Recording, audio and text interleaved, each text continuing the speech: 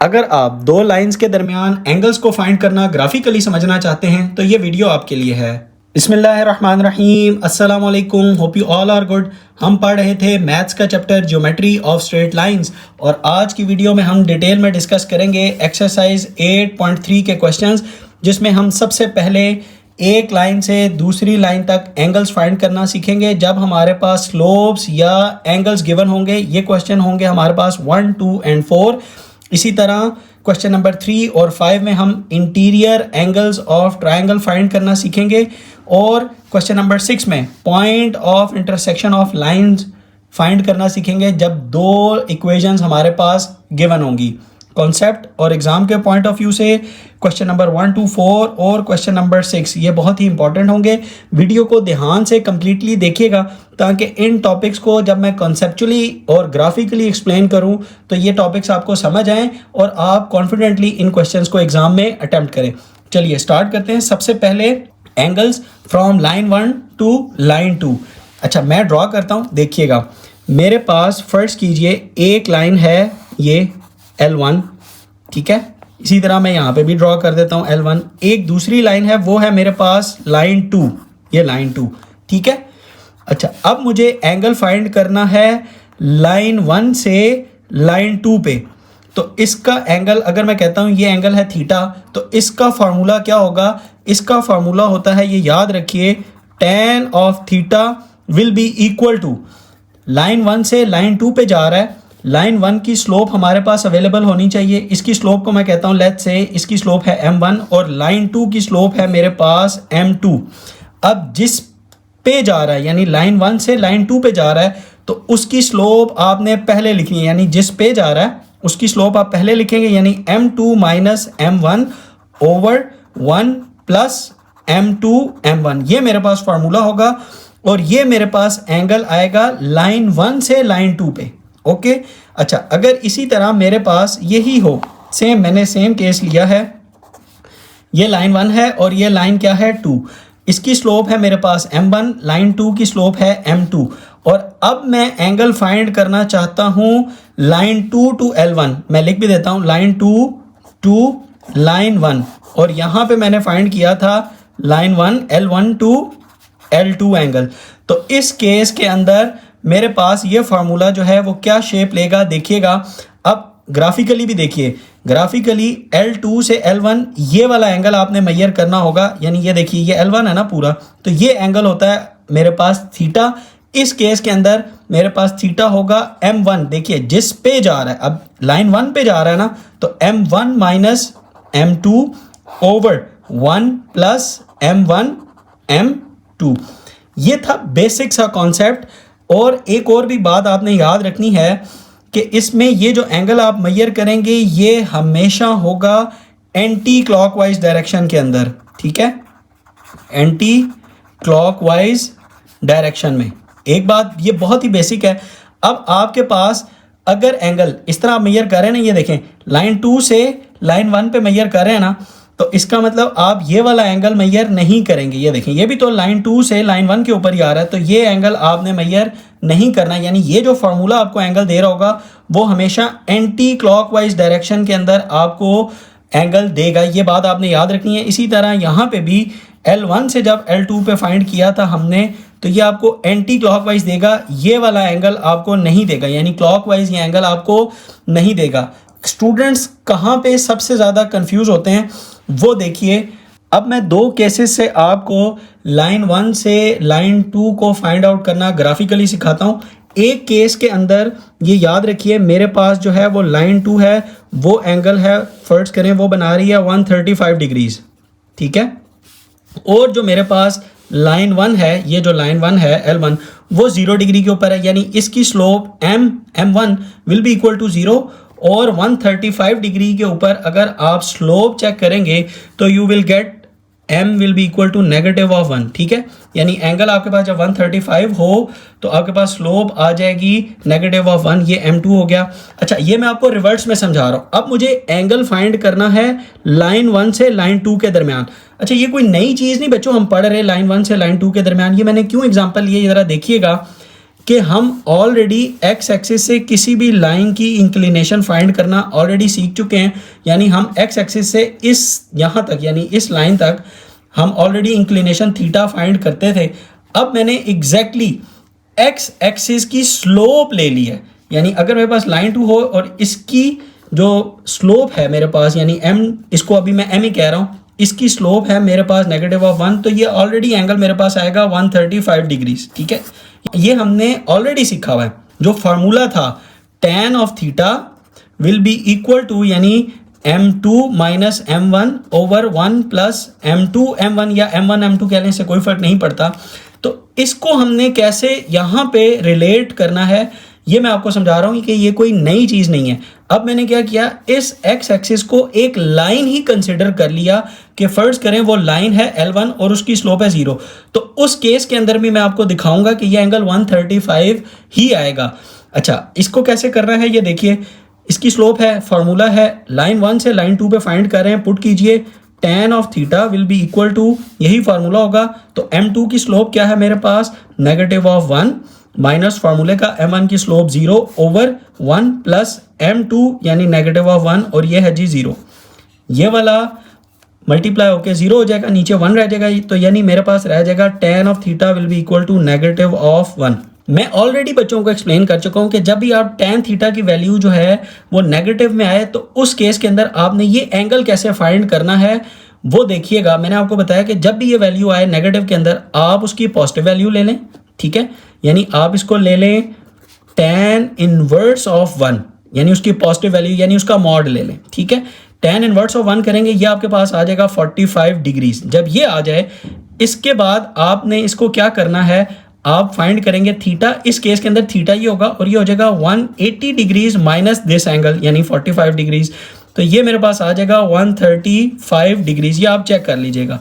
अच्छा, इस केस के अंदर जब आपके पास नेगेटिव वैल्यू आ जाए तो आप इसको थीटा नहीं लिखेंगे, आप इसको डिफरेंशिएट करने के लिए इसको कर देंगे अल्फा। ये अल्फा हो गया, ये अल्फा हो गया, ये अल्फा हो गया। अब ग्राफिकली इस नेगेटिव का मतलब क्या है और इस 45 डिग्री का मतलब क्या है और इस 135 डिग्री का मतलब क्या है ये देखिए।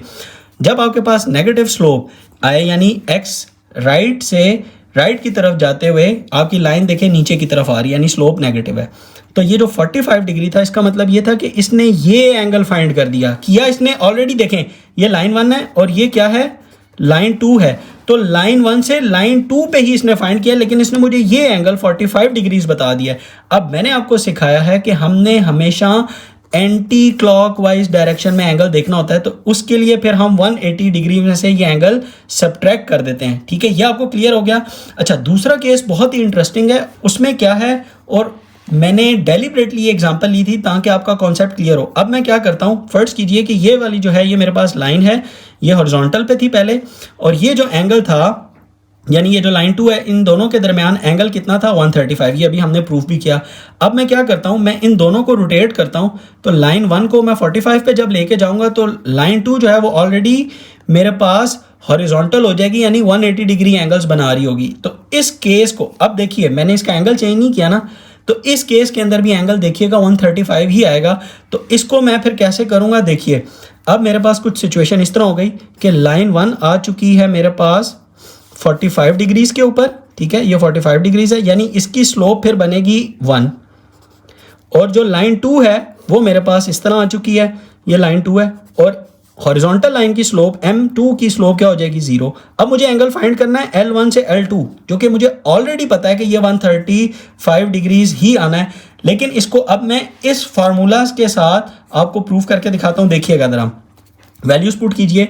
सबसे पहले आप क्या पुट करेंगे, tan of theta will be equal to m2 minus m1 over 1 plus m2 m1। इसके अंदर वैल्यू पुट करें, m2 इस केस के अंदर 0 और m1 की वैल्यू 1, तो ये माइनस फार्मूले का ये 1 आ गया ओवर 1 प्लस m2 की जगह क्या आएगा बच्चों 0 और m1 1, तो ये वैल्यू मल्टीप्लाई होकर 0 हो जाएगी यानी नीचे डिनोमिनेटर में सिर्फ 1 रह जाएगा। तो tan थीटा अगेन मेरे पास क्या आ जाएगा, -1। देखिएगा बिल्कुल वही सिचुएशन आ गई जो हमारे पास यहाँ पे आई थी, इसको आप बिल्कुल इसी तरीके से सॉल्व करेंगे। देखें, आप इसको आप अल्फ़ा ले लेंगे तो ये आपके पास हो जाएगा tan of alpha will be equal to -1।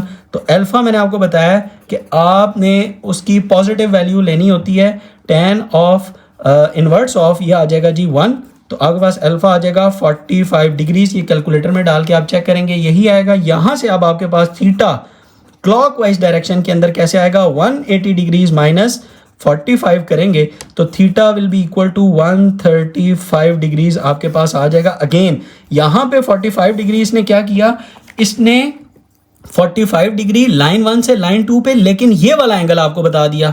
और वो -45 डिग्री का मतलब याद रखिएगा हमेशा होता है या 45 डिग्री, अगर मैं इसमें नेगेटिव भी पुट करूँ ना तो ये -45 है, तो ये इसका मतलब होता है क्लॉकवाइज डायरेक्शन में। इसने आपको बताया इसने। देखें ये लाइन 2 ही है ना, पूरी लाइन 1 से लाइन 2 का ही बताया है, लेकिन हमने स्टैंडर्ड फाइंड करना होता है, हमने फाइंड करना होता है L1 से L2।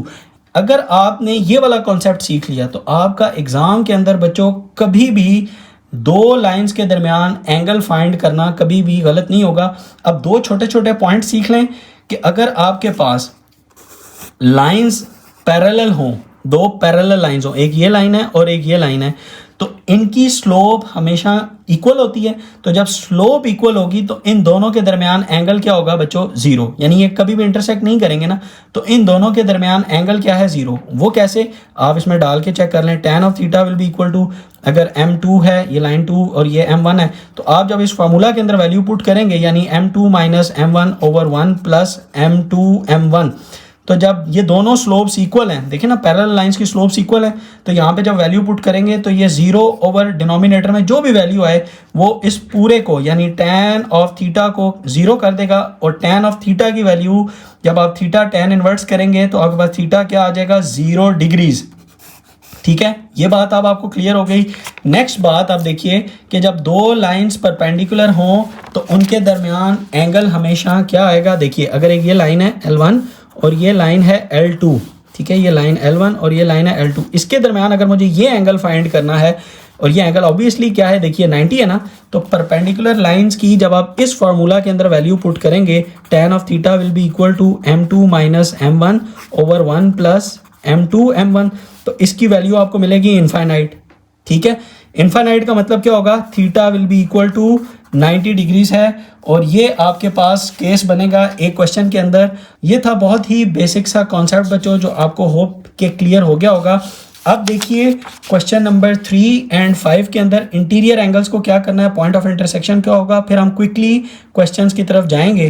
तो इंटीरियर एंगल ऑफ ट्रायंगल्स, एक ट्रायंगल है आपके पास, ठीक है, इन तीनों की, इसकी 3 साइड्स हैं और इन तीनों साइड की स्लोप अगर आपके पास गिवन हो, यानी इसकी स्लोप हो m1, इसकी स्लोप हो m2 और इसकी स्लोप मैं कह देता हूँ लेट्स से m3, तो इस केस के अंदर आपने क्वेश्चन नंबर 3 और 5 के अंदर इंटीरियर एंगल्स फाइंड करने होंगे। और इंटीरियर एंगल्स हमेशा कैसे फाइंड करने हैं, एंटी क्लॉकवाइज डायरेक्शन के अंदर, यानी यहाँ से ये आ जाएगा, इधर से ये एंगल होगा और इधर से ये एंगल होगा। ये स्टैंडर्ड तरीका है याद रखने का। और इसको हम डिफ्रेंशिएट करने के लिए अल्फ़ा, इसको बीटा और इसको हम कहेंगे गैमा। तो मैं एक का फार्मूला लिखवा देता हूँ, बाकी दो भी आप खुद से लिख सकते हैं। देखिए अब जिस पे जा रहा है उसकी स्लोप पहले, यानी इसका आएगा tan ऑफ अल्फ़ा, ठीक है, tan of alpha will be equal to, देखें किस पे जा रहा है, m3 पे, तो m3 किस से जा रहा है, m1 से, तो m1 over 1 plus m3 m1। इसी तरह आप tan बीटा भी लिख सकते हैं, tan of beta will be equal to किस पे जा रहा है, m1 पे, तो m1 माइनस किस से जा रहा है, m2 से, ओवर 1 प्लस m1 m2। इसी तरह मैं tan गैमा भी लिख सकता हूँ, तो मेरे पास tan ऑफ गैमा क्या आएगा, किस पे जा रहा है, देखिएगा m2 पे, तो m2 माइनस किस से जा रहा है, m3 से। बहुत ही बच्चों ये सिंपल सा फार्मूला है, आप इसी को फॉलो करेंगे तो आपके ये क्वेश्चंस कभी भी गलत नहीं होंगे। ये क्वेश्चन नंबर 3 और क्वेश्चन नंबर 5 की मैंने आपको बेस बता दी। अब है point of intersection of lines.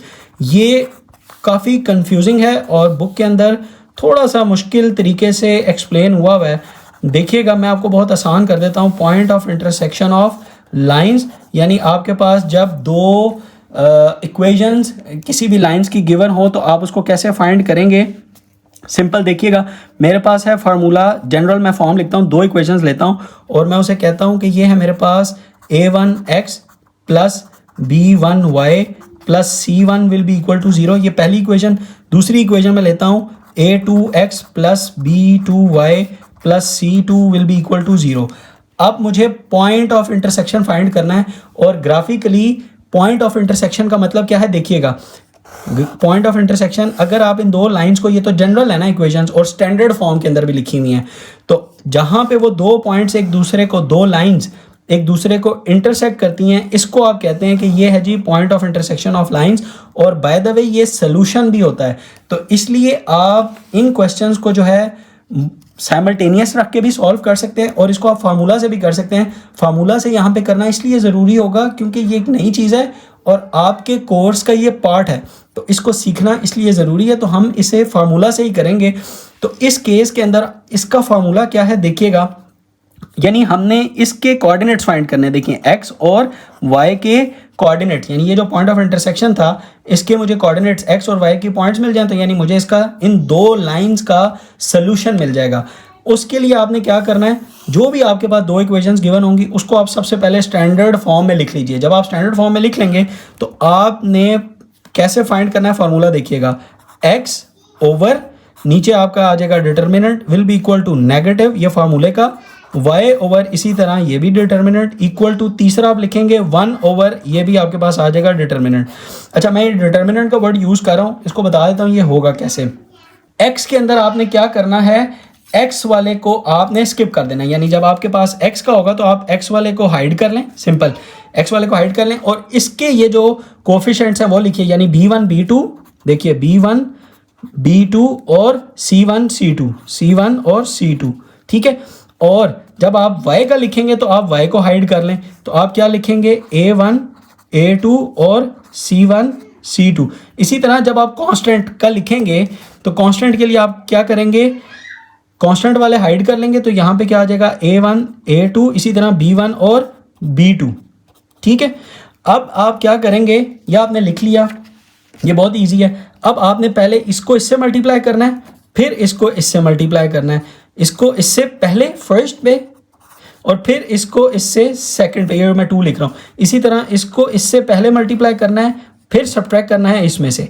Simple ये आपके पास होगा, मैं लिख भी देता हूँ, देखिए इसका क्या आएगा, x over b1 c2 minus फार्मूले का और b2 c1, ठीक है। इसी तरह equal to negative of y over a1 c2 minus a2 c1, इसी तरह 1 ओवर a1 b2 माइनस फार्मूले का और a2 b1। और फिर आप क्या करेंगे, अब ये देखिए ये x और ये y क्या था, ये बेसिकली ये कोऑर्डिनेट्स थे इसके, उस सोल्यूशन पॉइंट के या पॉइंट ऑफ इंटरसेक्शन के ये कोऑर्डिनेट्स थे।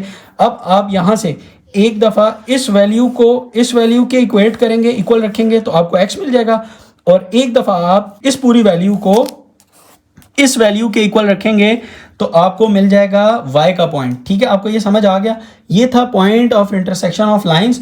होप कि आपको ये तमाम बेसिक्स समझ आ गए होंगी जो आज हमने क्वेश्चंस करने हैं। अब हम स्टार्ट करते हैं। सबसे पहले एक्सरसाइज 8.3 का क्वेश्चन देखिएगा, वो क्या है, देखिए मेरे पास है find the measure of angles from line 1 to line 2 if. अब उसने आपको स्लोप दे दी L1 0 और L2 जो है वो है 1। इसको मैं ग्राफिकली भी ड्रॉ करता हूँ और आपको एंगल्स फाइंड करके देता हूँ। इसी तरह 2 भी मैं ड्रॉ कर लेता हूँ जिसमें L1 है नेगेटिव ऑफ 0.5 और L2 है 4.5। तीनों के केस के अंदर लाइन 1 से लाइन 2 के दरमियान ये इंपॉर्टेंट बात है। अब मैं इनको लिखता हूँ और फिर हम इसे सॉल्व करते हैं। देखिएगा जी, देखिए मैंने लिख लिया slope of L1 equal to 0 and slope of L2 equal to 1। तो मैं कह देता हूँ सबसे पहले let theta be the angle from L1 to L2। ये सबसे पहले आपने सपोजिशन लिखनी है, यानी कि आपके पास हो क्या रहा है, L1 की स्लोप 0 का क्या मतलब है, वो हॉरिजॉन्टल है, और L2 की स्लोप जो है वो 1 का क्या मतलब है, वो 45 डिग्री के ऊपर है। ये मुझे कैसे पता चल रहा है बच्चों, ये एक्सपीरियंस से पता चलता है कि जब आपके पास 1 होती है ना स्लोप तो एंगल 45 होता है। तो यानी ये आपके पास आ गया L2, ये आपके पास आ गया L1। आपको एंगल फाइंड करना है ये यहाँ से यहाँ पे, और ये मैंने थीटा सपोज कर लिया, ठीक है। अब मैं क्या कहता हूँ, एक और सपोजिशन लूँगा, and slope of L1 equal to M1 and slope of L2 equal to M2। अब मैं करता हूँ simple formula, tan theta will be equal to क्या हो जाएगा, M2 minus M1 over 1 plus M2 M1। इसके अंदर वैल्यूज पुट कीजिए, क्या आएंगी वैल्यूज। M2 की स्लोप क्या है, देखिए 1 माइनस 0 ओवर 1 प्लस 1, और ये 0 मल्टीप्लाई हो रहे हैं, तो ये मल्टीप्लाई होकर 0 हो जाएगा। सिंपल आपके पास आंसर क्या आ जाएगा, 1 ओवर 1, यानी tan theta will be equal to 1, देखिएगा, ठीक है। और थीटा यहाँ से क्या आएगा, tan इनवर्स ऑफ 1 जब करूँगा तो ये देखें, ये मेरे पास आ गया 45 डिग्रीज। सिंपल, ये मेरे पास आ गया 45 डिग्री। अब ये देखें, मैंने आपको पहले ही बता दिया था कि L2 जो है वो 45 के ऊपर है, क्योंकि L1 हॉरिजॉन्टल है। तो वर्चुअली मैं क्या कर रहा हूँ, मैं एक्स एक्सिस से ही उसका एंगल फाइंड आउट कर रहा हूँ। ये था मेरे पास क्वेश्चन नंबर 1 का पार्ट 1, जो कि इतना इंपॉर्टेंट नहीं है। Question number 2 is very important, and 3, ये दो क्वेश्चन बहुत ही इंपॉर्टेंट होंगे 1 के सेकंड और थर्ड पार्ट।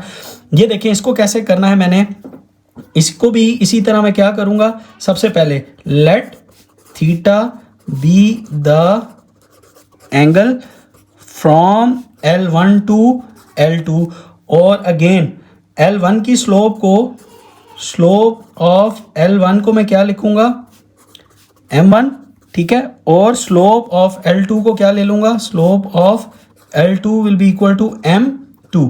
अब मुझे फार्मूला यूज करना है simple, tan of theta will be equal to क्या आएगा, M2 पे जा रहा है ना, M2 minus M1 over 1 plus M1 M2।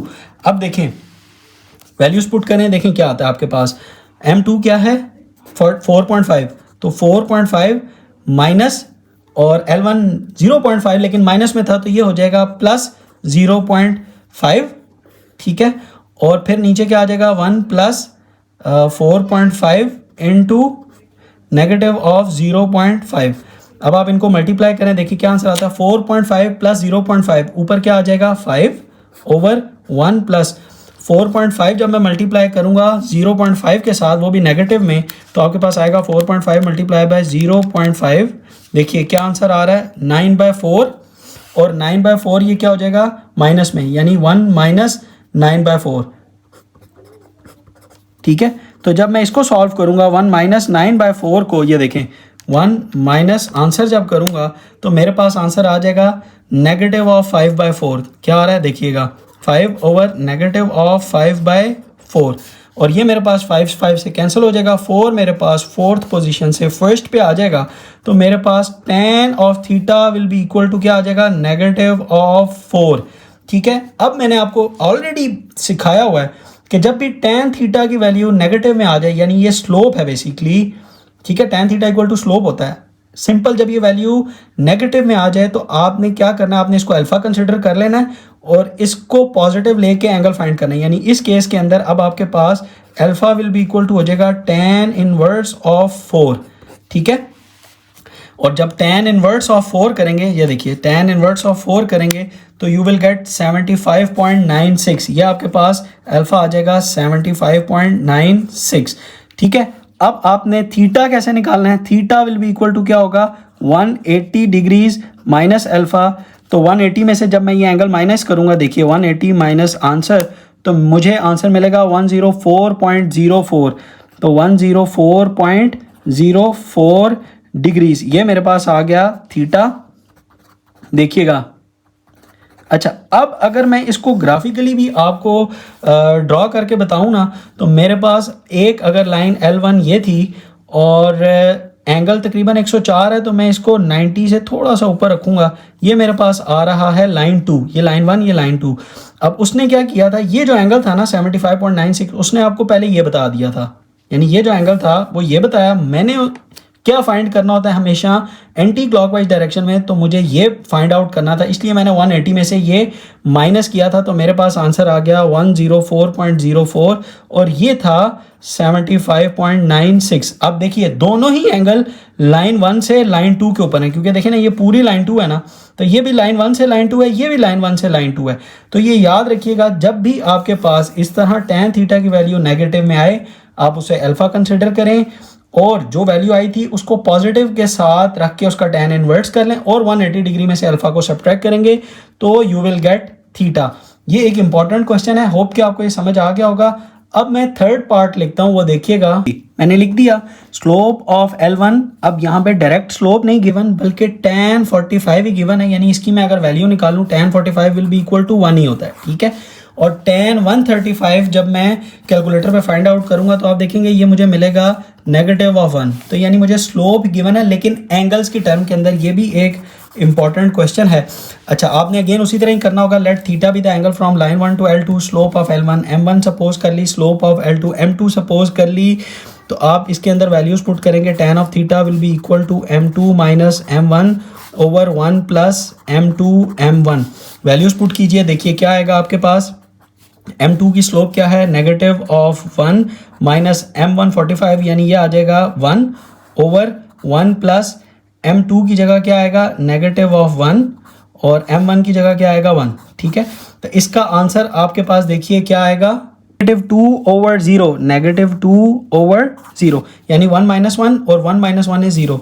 तो आपके पास ये देखिए क्या सिचुएशन बन गई, इनफाइनाइट बन गया, ठीक है। यानी आपके पास क्या हो गया, tan theta will be equal to infinite. तो यहाँ से आपको क्या आंसर मिलेगा, देखिए मैंने आपको ऑलरेडी बताया हुआ है कि जब भी आपके पास tan थीटा की वैल्यू इनफाइनाइट आ जाए तो इसका मतलब ये हुआ कि वो एंगल है 90 डिग्री, यानी tan theta will be equal to infinite, ठीक है। तो आपके पास theta will be equal to क्या आ जाएगा 90 डिग्रीज। और वैसे भी 45 में अगर आप 135 देखें और इसको ग्राफिकली ड्रॉ करके देखें तो यानी ये मेरे पास अगर एक्स एक्सिस है, ये वाई एक्सिस मैंने ड्रॉ की, ये मैं 45 डिग्री ड्रॉ कर रहा हूँ, ये लाइन 1 है और ये एंगल था 45 डिग्री एक्स एक्सिस के साथ जो ये मेंशन था, ठीक है। अब मैंने जो tan 135 था यानी लाइन 2 थी, उसको मैंने जब 135 के ऊपर ड्रॉ किया तो वो ऐसे बनेगा, यानी ये जो पूरा एंगल था यहाँ से यहाँ तक ये था 135 डिग्रीज। तो अब मुझे ये इन दोनों के दरमियान का जब मैंने एंगल फाइंड किया तो ये देखिए कितना बन रहा है, 135 माइनस 45 करूँगा, ये देखिए 135 माइनस 45 तो मेरे पास 90 आ रहा है, जो कि मैंने फार्मूला के साथ भी प्रूफ करके देखा। और tan थीटा की वैल्यू इनफाइनाइट आए तो इसका मतलब थीटा 90 होगा। ये एक इंपॉर्टेंट पॉइंट था, मैंने आपको ऑलरेडी पहले से एक्सप्लेन किया हुआ है। ये एक इंपॉर्टेंट क्वेश्चन है। क्वेश्चन नंबर 1 मेरे पास कंप्लीट हुआ जी। क्वेश्चन नंबर 2 देखिए, क्वेश्चन नंबर 2 भी क्वेश्चन नंबर 1 की तरह बिल्कुल सेम है। इसमें भी मुझे लाइन 1 से लाइन 2 तक जो है वो एंगल ही फाइंड करना है, लेकिन यहाँ पे मुझे उन दो जो गिवन लाइंस हैं उनके दो पॉइंट्स गिवन है, यानी इन 2 पॉइंट से एक लाइन बन रही है और इन 2 पॉइंट्स को जब मैं ज्वाइन करूंगा तो मेरे पास एक लाइन बनेगी और उनके दरमियान मुझे लाइन 1 से लाइन 2 के दरमियान मुझे एंगल फाइंड आउट करना होगा। बहुत ही सिंपल क्वेश्चन है। इसको भी मुझे क्या करूंगा, मैं सिंपल इनकी स्लोप्स फाइंड कर लूँगा 2 पॉइंट से, इस लाइन की भी स्लोप फाइंड कर लूँगा 2 पॉइंट्स की हेल्प से, और सिंपल मैं एंगल का फार्मूला यूज़ करूँगा। बहुत ही सिंपल है। इसमें मैं क्वेश्चन नंबर 1 करता हूँ और क्वेश्चन नंबर 5 करूँगा। बाकी क्वेश्चन नंबर 2, 3 और 4 बहुत ही सिंपल हैं। वीडियो को पॉज करके आप खुद कीजिएगा, ये आपसे हो जाएंगे। देखिए क्वेश्चन नंबर 1 जी, जिसमें लाइन 1 है 2,0 और 5,0 को ज्वाइन करके हमें मिलेगी। और यहाँ से मेरे पास स्लोप क्या आएगी, मैं लिख लेता हूँ, slope of L1 will be equal to होगी जी M1, और M1 किसके इक्वल आ जाएगा, देखिएगा y2 minus y1 over x2 minus x1। देखिएगा y2 minus y1 over x2 minus x1, 0 minus 0, तो ऊपर क्या आ जाएगा 0 minus 0 over x2 minus x1, 5 minus 2। तो आंसर मेरे पास देखिए 0 ही आ जाएगा, यानी मेरे पास M1 की जो स्लोप आ गई वो आ गई 0। अब मैं क्या करूँगा, slope of line 2 L2 will be equal to M2 कहता हूँ मैं इसको, और मेरे पास M2 जो है वो किसके इक्वल होगा, देखिएगा y2 माइनस y1, 5 माइनस 0, देखें 5 minus 0 is 5 over 5 minus 2 is 3, तो मेरे पास आ गया 3। ये मेरे पास M2 की स्लोप आ गई। अब उसी तरह आप वही स्टेटमेंट लिखेंगे, let theta be the angle from L1 to L2। ये मैंने एंगल लिख लिया। अब फार्मूला आप सिंपल यूज़ कर लीजिए, tan of theta will be equal to M2 minus M1 over 1 plus M2 M1। अब आप इस फार्मूला के अंदर ये वैल्यू और M2 की ये वैल्यू पुट कीजिए और आप tan थीटा फाइंड कीजिए L1 से L2 तक। तो देखिए मेरे पास क्या वैल्यू बनेगी, tan of theta will be equal to M2 किसके इक्वल है 5/3 माइनस 0 ओवर 1 प्लस 5/3 इंटू 0। तो यहाँ से मेरे पास क्या आ जाएगा, ये मल्टीप्लाई होके आंसर क्या आ जाएगा 0 ओवर 0 प्लस 1 और ऊपर आ जाएगा 5/3 ओवर 1। तो मेरे पास यहाँ से tan थीटा की वैल्यू आ गई 5/3।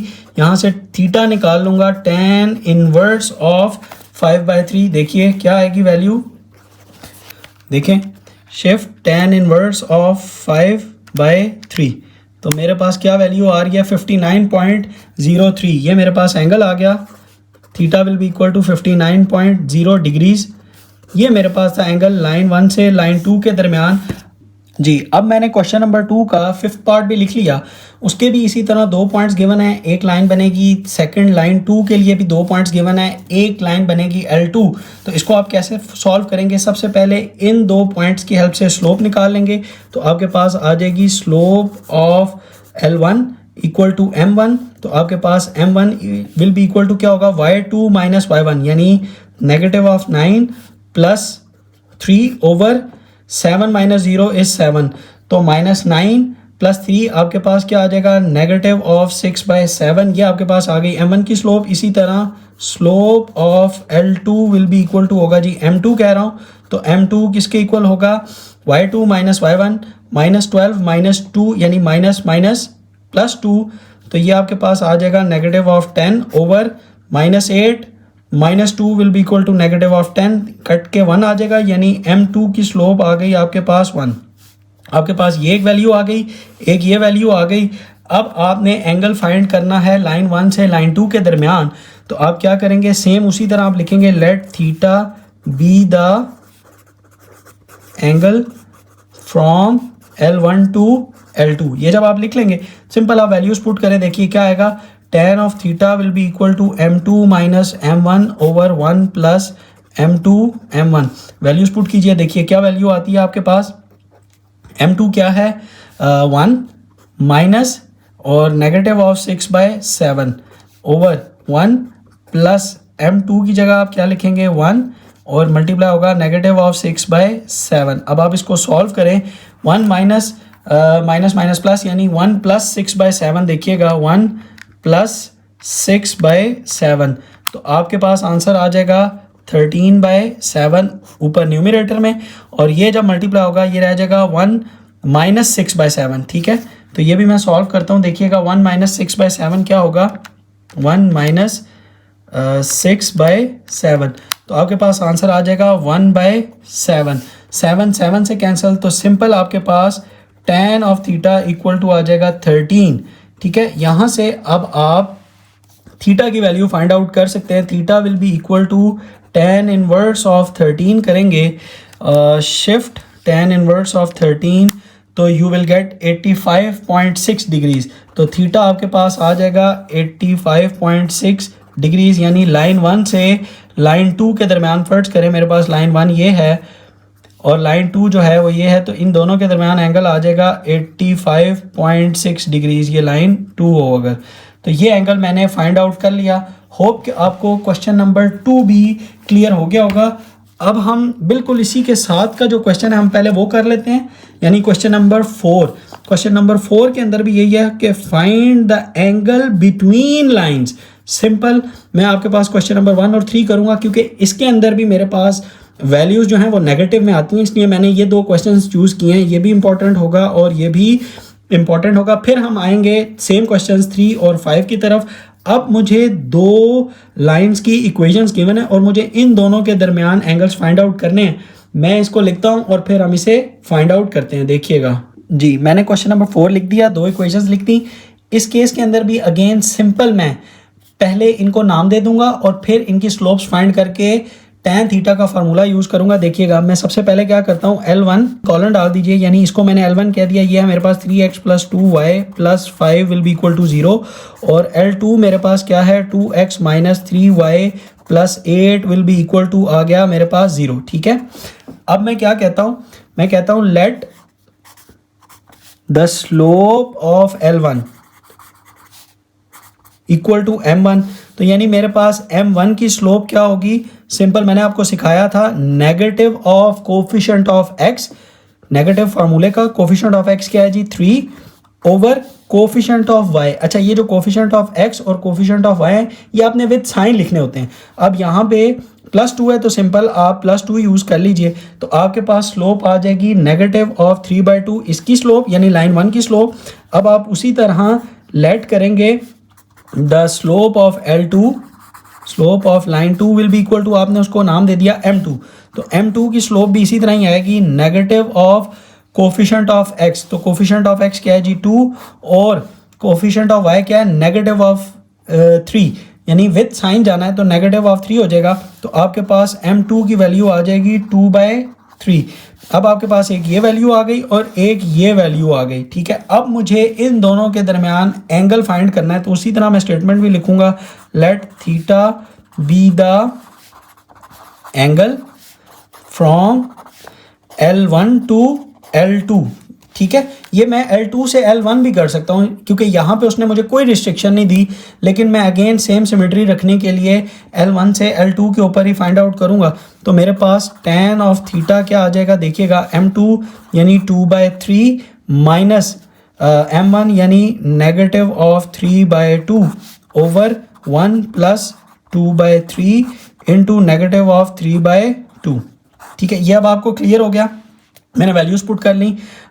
इन दोनों को 2/3 माइनस माइनस प्लस हो जाएंगे, तो 2/3 माइनस माइनस प्लस, तो वैल्यूज़ पुट करता हूँ, 2/3 + 3/2 करता हूँ, देखिएगा +3/2, तो मेरे पास क्या आंसर आएगा, 13/6। ठीक है, और नीचे मेरे पास क्या हो रहा है, ये देखें, 2 से कैंसिल हो गया, 3 से कैंसिल हो गया, और ये आ गया 1 - 1, और 1 - 1 क्या होता है, देखिएगा 0, तो यानी 13/6 ओवर 0 हो गया। यानी मेरे पास अब 0 के साथ जब आप डिवाइड करते हैं तो आपको वैल्यू मिलती है इनफाइनाइट। ठीक है, यानी अब tan theta equal to infinite हो गया, और ये ऑलरेडी मैं आपको सिखा चुका हूँ कि जब भी आपके पास tan थीटा की वैल्यू इनफाइनाइट आ जाए तो theta will be equal to 90 degree होगा, यानी लाइन 1 से लाइन 2 के दरमियान जो एंगल होगा वो 90 डिग्री होगा। इसीलिए देखिए मैंने क्वेश्चन नंबर 4 का ये जो पार्ट चूज़ किया था, मुझे पता था कि ये एक इम्पॉर्टेंट है, स्टूडेंट यहाँ पे आके कंफ्यूज होगा, उसे समझ नहीं आएगा, इसीलिए मैंने वो क्वेश्चंस चूज़ करता हूँ बच्चों जो एग्ज़ाम में आने वाले होते हैं। ठीक है, और दूसरा आप ये भी देखिए कि कैसे 90 डिग्री है, ये देखें, ये दोनों जो स्लोप्स हैं ये एक दूसरे का नेगेटिव इन्वर्ट्स भी हैं, देखिए नेगेटिव इन्वर्ट्स भी है ना, कि एक दूसरे का फ्लिप भी है, 3/2 से 2/3 हो गया, और नेगेटिव से प्लस भी हो गया। तो नेगेटिव इन्वर्ट्स जब भी होते हैं उन दोनों आपस में क्या होते हैं, परपेंडिकुलर होते हैं, परपेंडिकुलर मतलब 90 डिग्रीज होते हैं। ये था मेरे पास क्वेश्चन नंबर 4 का फर्स्ट पार्ट। इसी तरह मैं थर्ड पार्ट भी लिखता हूँ, उसे भी हम सॉल्व करते हैं। देखिएगा जी, मैंने क्वेश्चन नंबर 4 का थर्ड पार्ट जो कि अगेन इंपॉर्टेंट है लिख लिया। सिंपल आप लाइन 1 कह देंगे और जो सेकंड इक्वेशन है उसको आप L2 कह देंगे। फिर let the slope of L1 is m1। m1 की स्लोप क्या होगी, negative of coefficient of x। Coefficient of x क्या है जी बच्चों, 6 over coefficient of y with sign, दोनों के विद साइन लिखने होते हैं। ठीक है, विद साइन यानी -1 जब मैं करूंगा तो मेरे पास m1 इक्वल टू आ जाएगा माइनस माइनस से कैंसिल 6। ठीक है, ये मेरे पास m1 आ गया। अब मैं क्या करता हूँ, let the slope of L2 is m2, तो m2 की स्लोप में भी negative of coefficient of x यानी coefficient of x is 1 over coefficient of y यानी -7 जब पुट करूंगा तो मेरे पास m2 will be equal to आ जाएगा 1/7। ये मेरे पास आ गया m2 की वैल्यू। अब मैं सिंपल लेट सपोज करूंगा theta be the angle from L1 to L2 और वैल्यूज पुट करूंगा, m2 माइनस m1 यानी 1/7 negative of 6 over 1 plus 1/7 into 6। ठीक है, इसको मैं सॉल्व करता हूँ। देखिएगा 1/7 माइनस 6 क्या आता है, देखें 1/7 सब्ट्रैक्ट करता हूँ -6 के साथ, तो मुझे वैल्यू मिलेगी -41/7। ऊपर आ गया न्यूमरेटर के अंदर, और ये हो जाएगा 6 मल्टीप्लाई हो गया 6/7। दूसरी वैल्यू है 1 + 6/7, 1 + 6/7, तो इसकी वैल्यू आएगी 13/7। अब सेकंड और फोर्थ आपस में कट जाते हैं, तो मेरे पास वैल्यू क्या रह जाएगी, tan थीटा की will be equal to -41/13। Again देखिए वही सिचुएशन अराइज हो गई कि मेरे पास tan थीटा की वैल्यू आ गई नेगेटिव। मैं आपको ऑलरेडी बच्चों सिखा चुका हूँ, इस केस के अंदर आप इसको अल्फा कंसिडर कर लेंगे, यानी alpha will be equal to हो जाएगा tan इनवर्स ऑफ, और इसकी पॉजिटिव वैल्यू लेनी है 41/13, तो tan इनवर्स ऑफ 41/13 करता हूँ। देखिएगा शिफ्ट, tan इनवर्स ऑफ 41/13, तो मुझे एंगल मिलेगा 72.4 डिग्रीज। ठीक है, 41/13 के ऊपर मुझे क्या मिल रहा है, 72.4, तो मेरे पास अल्फा आ गया 72.4 डिग्रीज। अब मुझे चाहिए थीटा, जो इंक्लिनेशन है, और मैंने जो सपोज किया हुआ है वो भी एंटी क्लॉकवाइज डायरेक्शन के अंदर, तो थीटा मेरे पास क्या होता है 180 डिग्रीज माइनस अल्फा, तो 180 डिग्रीज माइनस आंसर करूँगा तो मुझे आंसर मिलेगा 107.59 डिग्रीज, तो मेरे पास थीटा आ जाएगा इक्वल टू 107.59 डिग्रीज। ये मेरे पास आ चुका है। अच्छा, इसको अगर मैं थोड़ा सा अगेन ग्राफिकली एक्सप्लेन करूं, इसको मैं यहाँ पे ड्रॉ करता हूँ, आपको फिर क्लियर होगा। देखें, ये मेरे पास है अगर लाइन 1 और ये है मेरे पास लाइन 2, ठीक है, तो उसने मुझे ये जो एंगल बताया था ना 72.4, वो लाइन 1 से L2, लेकिन क्लॉकवाइज डायरेक्शन में बता दिया था ये वाला 72.4। मुझे चाहिए था ये वाला एंगल एंटी क्लॉकवाइज डायरेक्शन के अंदर, इसलिए मैंने 180 में से इसको माइनस किया था और ये मुझे मिला था 107.59 डिग्रीज। ये थी बच्चों ग्राफिकल रिप्रेजेंटेशन इस क्वेश्चन की। होप कि आपको क्वेश्चन नंबर 4 भी क्लियर हो गया होगा। अब हम देखते हैं एक जैसे question again, question number 3 and question number 5। वो क्या है वो देखिएगा। अब मेरे पास है find the interior angle of the triangles A B C when, अब उसने आपको स्लोप्स दे दी। इस केस के अंदर हम करेंगे क्वेश्चन नंबर 1, 2 एंड 4। थर्ड जो है वो बिल्कुल सिंपल सा है, मुझे पता है उसके अंदर कोई भी हिडन पॉइंट नहीं है। फर्स्ट, सेकंड और फोर्थ जो है उसके अंदर कुछ पॉइंट्स हैं, ये इंपॉर्टेंट है, इनमें से एग्जाम में आएंगे, इसलिए मैं यही वाले करवाऊंगा। मैं लिखता हूँ और फिर हम इसे सॉल्व करते हैं। देखिएगा जी, मैंने लिख दिया क्वेश्चन नंबर 3 का फर्स्ट पार्ट। ए बी की स्लोप 0 है, बी सी की स्लोप -1 है और ए सी की स्लोप जो है वो 1 है। अगर मैं इसको ड्रॉ करूं तो मेरे पास ए और ये बनता है बी। अब ये देखिए, ये ए, ये बी और ये बनेगा मेरे पास पॉइंट सी, और इन तीनों को पॉइंट्स को, वर्टिसेस को अगर मैं ज्वाइन करूं तो मेरे पास कुछ इस तरह की सिचुएशन बनेगी। अब ए बी की स्लोप 0, बी सी की स्लोप देखिए -1, ऑलरेडी देखिए स्लोप नेगेटिव की तरफ यानी कम हो रही है, और इसकी स्लोप जो है वो ए सी की स्लोप जो है वो 1। अब आपने सबसे पहले क्या करना है, आप लिखेंगे इनकी स्लोप्स को नाम दे देंगे, यानी M1, M2 और M3 आप लिख लें। सबसे पहले let A B, B C and A C, let the slopes of A B, B C and A C is M1, M2 and M3 respectively. ठीक है, ये अब आपने लिख लिया। उसके बाद आपने इंटीरियर एंगल्स इस क्वेश्चन के अंदर फाइंड करने थे, और इंटीरियर एंगल्स याद रखें हमेशा एंटी क्लॉकवाइज डायरेक्शन में होंगे, यानी ये एंगल और ये एंगल। अब ये देखें, ये तीनों एंगल्स मैंने एंटी क्लॉकवाइज डायरेक्शन में फाइंड आउट किए हैं। इसको मैं कह देता हूँ ये है मेरे पास अल्फा एंगल, ये है मेरे पास बीटा एंगल और ये है मेरे पास गैमा एंगल। ठीक है, अब आप कह देंगे as from the figure, as from figure का हवाला दे देंगे ना, तो आपको ये वाली दोबारा से ये एंगल सपोज करने नहीं पड़ेंगे। ठीक है, अब आप सिंपल वैल्यूज यूज कर लें। tan ऑफ अल्फा क्या होगा हमारे पास, देखें tan ऑफ अल्फा क्या होगा, मैंने ऑलरेडी आपको बताया था, जिस पे जा रहा है उसमें से माइनस करते हैं। इसकी स्लोप को हमने कहा था ये है M1, ये है M2 और ये है मेरे पास M3। डन, क्लियर हो गया। अब अल्फा देखें 3 पे जा रहा है ना, M3 पे, और M1 से जा रहा है, तो क्या होगा M3 minus M1 over 1 plus M3 M1। इसके अंदर आप वैल्यूज पुट करें और इसका आंसर निकालें। दूसरा क्या होगा, बल्कि इसको पहले सॉल्व कर लेते हैं। तो tan of alpha will be equal to m3 क्या है जी 1, m1 क्या है 0, 1 माइनस 0 ओवर इसी तरह 1 प्लस 1 इंटू 0।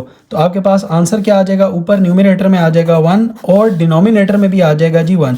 तो tan of alpha will be equal to 1, ठीक है। तो अल्फ़ा यहाँ से क्या आ जाएगा 45 डिग्रीज, यानी ये जो एंगल आ गया ये आपके पास आ गया 45 डिग्रीज। डन हो गया। नेक्स्ट है मेरे पास बीटा। अब देखें बीटा किस पे जा रहा है, m1 पे जा रहा है, किससे जा रहा है, m2 से जा रहा है। तो यहाँ पे क्या होगा, tan of beta will be equal to, m1 पे जा रहा था ना, तो m1 minus m2 over 1 plus m1 m2। अब इनके अंदर जस्ट वैल्यूज रिप्लेस कर दें। m1 क्या था 0 माइनस m2 माइनस 1, तो ये माइनस 1 हो गया ओवर 1 प्लस फार्मूले का 0 इंटू माइनस 1। अब इनको सॉल्व करें तो आपको आंसर क्या मिलेगा, माइनस माइनस प्लस, यानी ऊपर प्लस आ गया और नीचे ये मल्टीप्लाई होके 0 हो जाएगा, नीचे भी 1 आ जाएगा। तो मेरे पास अगेन tan ऑफ बीटा जो है वो 1, यानी यहाँ से बीटा की वैल्यू आ जाएगी 45 डिग्रीज जब मैं tan इनवर्स ऑफ 1 करूँगा। ये भी मेरे पास आ गया। देखिए अब जो मेरे पास तीसरा एंगल था वो था जी गैमा, और गैमा किस पे जा रहा है, देखें m2 पे जा रहा है m3 से। तो tan गैमा क्या होगा m2 माइनस m3। देखें मैं पुट करता हूँ, tan of gamma will be equal to क्या होगा m2 minus m3 over 1 plus m2 m3 के अंदर वैल्यूज पुट करें। m2 किसके इक्वल है, नेगेटिव ऑफ 1 माइनस फार्मूले का, और m1 किसके इक्वल है, 1 के इक्वल। आंसर आ गया। अब नीचे क्या था 1 प्लस नेगेटिव ऑफ 1, ठीक है, यानी ये नेगेटिव ऑफ 1 और ये क्या आ जाएगा जी 1, ठीक है।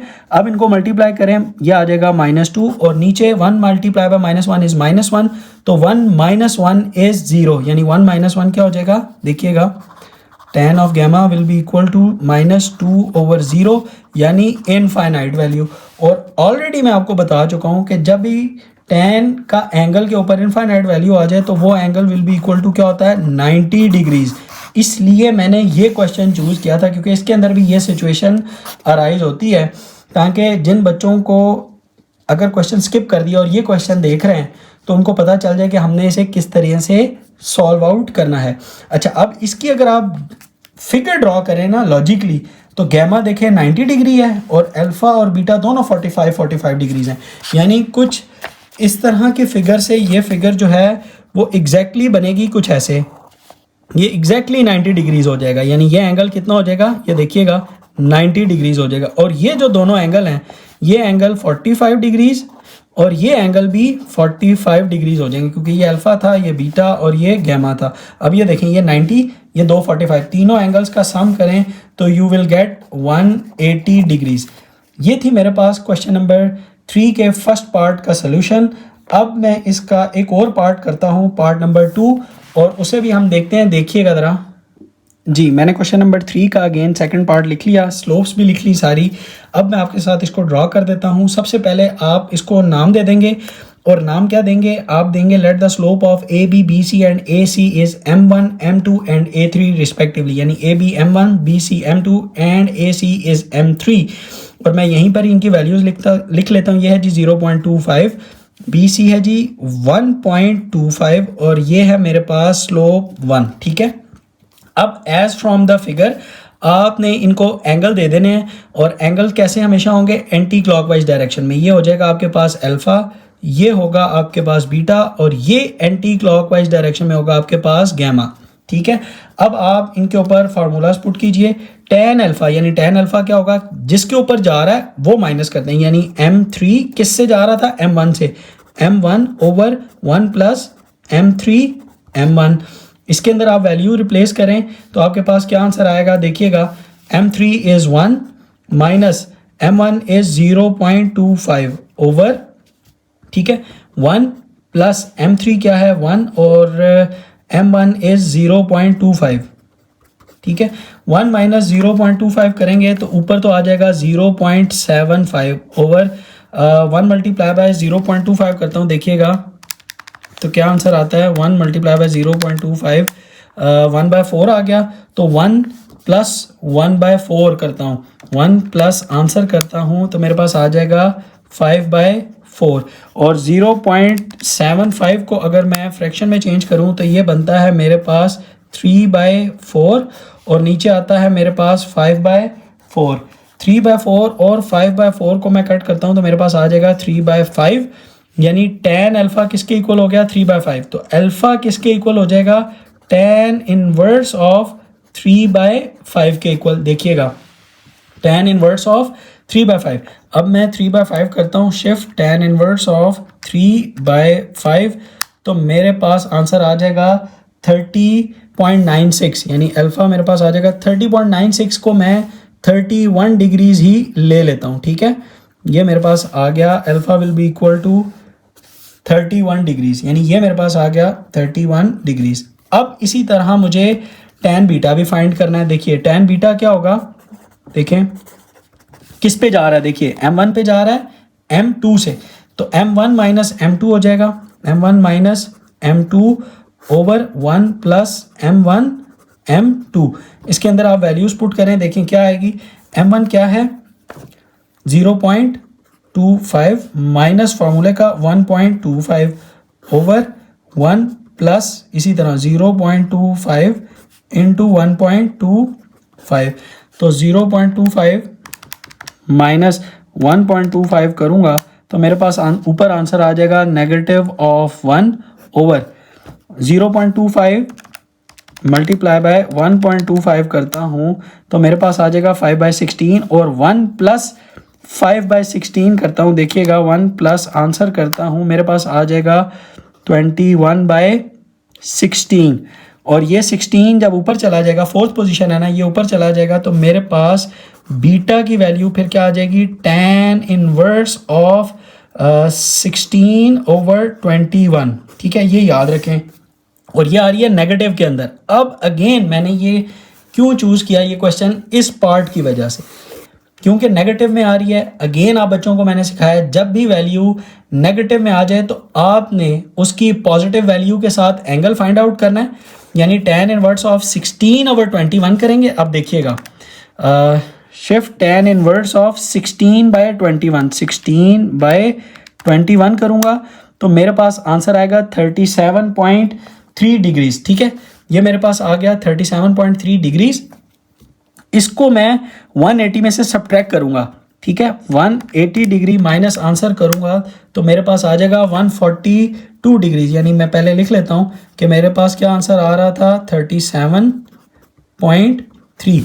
तो अब मुझे जो बीटा था वो एक्चुअल में मिलेगा 180 माइनस 37.3, तो ये मेरे पास आ जाएगा 142.69 डिग्रीज। ये अब आपको क्लियर हो गया। ये देखें ये दो आ गए मेरे पास।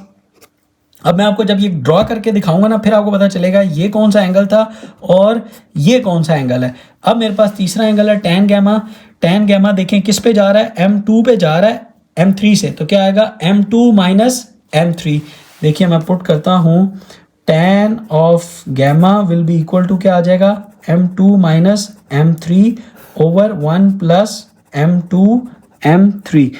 तो ये इनकी वैल्यूज पुट करें। m2 की क्या वैल्यू है 1.25 माइनस फार्मूले का m1 is 1 over 1 plus 1.25 into 1 हो जाएगा। तो 1.25 माइनस 1 करूँगा तो 0.25 हो जाएगा ओवर ये 1 से मल्टीप्लाई हो गया 1.25 और 1.25 प्लस 1 2.25 हो जाएगा।